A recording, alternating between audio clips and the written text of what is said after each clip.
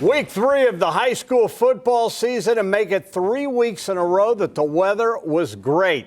Hello, I'm Dom Tiberi, and welcome to First and 10. And I'm Adam King. 10 games coming at you tonight, starting in Gahanna. And you've heard of that new car smell, but how about we tell you about that new stadium field, Dom? Yeah, it was amazing. Our game of the week with Gahanna Lincoln hosting Olentangy Liberty, game being played in the Lions' brand new stadium. It's beautiful. Gahanna off to a perfect 2-0 start, while Liberty looking for their first win of the season.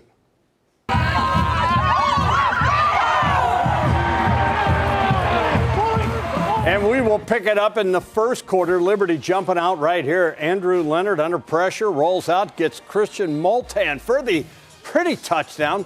Patriots led 7-0. But Gahanna will come back. Check out Dion Hubbard.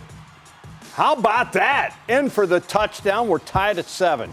Second quarter, Liberty was out front 21-7, but Gahanna will answer. Cam Frazier running hard. Cam Frazier in for the touchdown.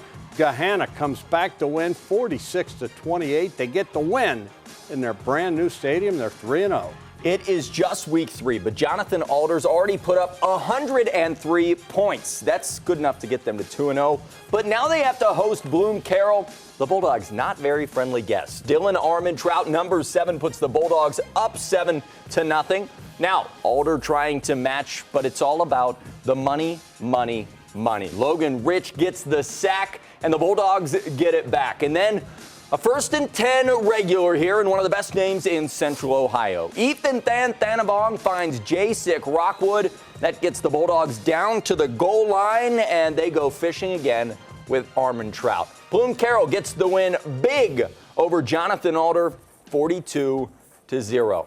Some say it might be too early for playoff talk, but that's really hard to endure in Dublin last night. Jerome and Davidson facing off, and if you don't believe me, well, just listen to these advocates. Loud noises for 2 undefeated teams, and we have controversy. Aiden Lowry can't hold on to the ball here. Clemson fans would say this is an incompletion. Buckeye fans argue fumble. The refs here call it Davidson's ball. They lead 14-7, so Jerome trying to do something, but look out for the O-lineman's helmet. That tips the ball up, and Caleb Duag gets the ball and heads the other way. And Davidson, they would add a field goal at the end of this. They win 17-13. All right, next up, we're going to head to Pickerington North. Those Panthers hosting the Golden Bears of Upper Arlington. Pick North's Flag Corps doing a very nice job there. Nice job. Third quarter, Panthers are up 7-0, wanting more. Landon O'Connell goes to Preston Bowman, and watch this. Breaks the tackle, 45 yards for the touchdown.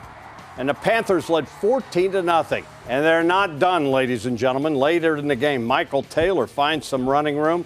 24 yards for the touchdown here. And the Panthers led 21-0. And then they're playing some good defense. J.J. Siebert, the pick. He knows what to do. Not going down. And into the end zone he goes for the pick 6 touchdown. Pickerington North goes on to win 28-8. Next up, we're going to head to Watkins Memorial. The Warriors hosting the Vikings of Tays Valley. And now, the Marine Corps.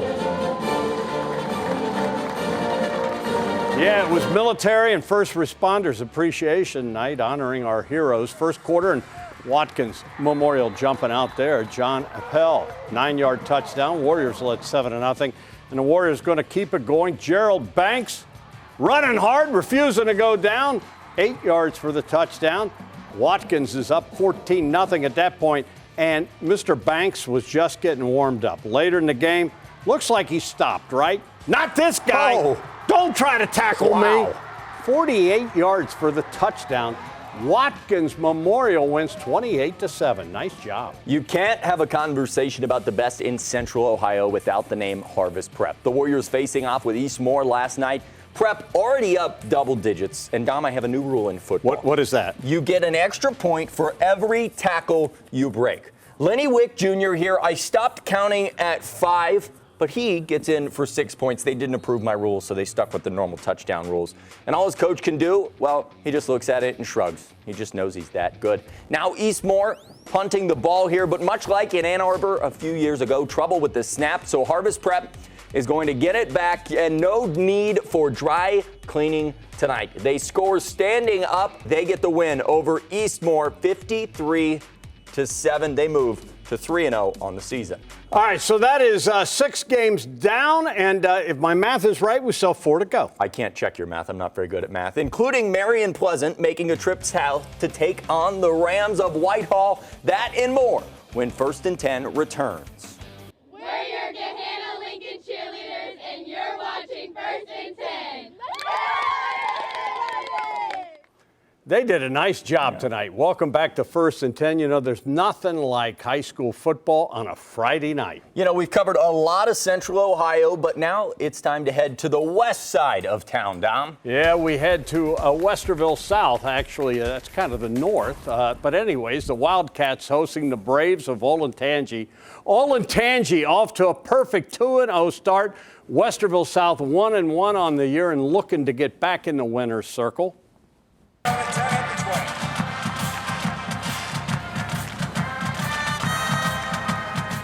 Yeah, and the band was rocking it. We'll pick this one up with Olentangy coming at you. Check out number 33, Preston Danner, running hard before he's brought down right there. And then the Braves are going to finish off the drive. P.J. Harrison, he's going to bull his way in. They push him into the end zone, and the Braves led 7-0. South, though, trying to come back. Check out Dominic Bertha, breaking free. I thought he was going to go all the way, but he's brought down about the 5-yard line. But then the Braves defense comes up here on 4th down, and they keep him out of the end zone. Olentangy goes on to win 31-14. Next, we head to DeSales High School. Bishop Reedy and Whetstone taking over the field there. Reedy off to a 2-0 start. Whetstone 0-2 coming into the game. Second half from Reedy's already up 40-0, and then protecting the lead, playing some good defense. Nice stop there. The Silver Bullets, they do play defense, ladies and gentlemen, getting to the ball in a bad attitude and tackling in numbers. Bishop Reedy goes on to win 47-0. They are now a perfect 3-0 on the season. New Albany's had an uncharacteristic start to the season. 0-2, trying to drum up their first win. The band getting after it early, and so are the Eagles. Already up big, and it may be hard to see with those camo jerseys, but moving the ball down the field. On this next play, you're going to want to keep your eye on number 22, Marty Peterson. Hello, McFly. And welcome back to the end zone. New Albany, they weren't leaving without a W. Well, they get it in a huge way over Walnut Ridge, 43-0. We head to Whitehall for a matchup with Marion Pleasant. Dom, have you ever seen the sunset over a Ram statue? Yes, and I just got it. McFly, Back to the Future. Back to the Future, there you go. I just got that. I didn't know what you were talking about. Well, you've also just seen Trenton Sparling handing out a stiff arm. Don't want to be on the tail end of that. Sparling ran, though, so Drew Niedenhauser could walk into the end zone here. Untouched goes Marion Pleasant, and they go up 7-0. They're trying to score again, but Dwayne Jacobs has other ideas. DJ bringing that sack music there for the Rams, but Pleasant not giving up, and that's when they find Trent Caudill. Thing is, 4th down, a lot of pressure on the line, and he is wide open in the end zone for the touchdown. Huge game yesterday for Pleasant. They win 43-12 over Whitehall.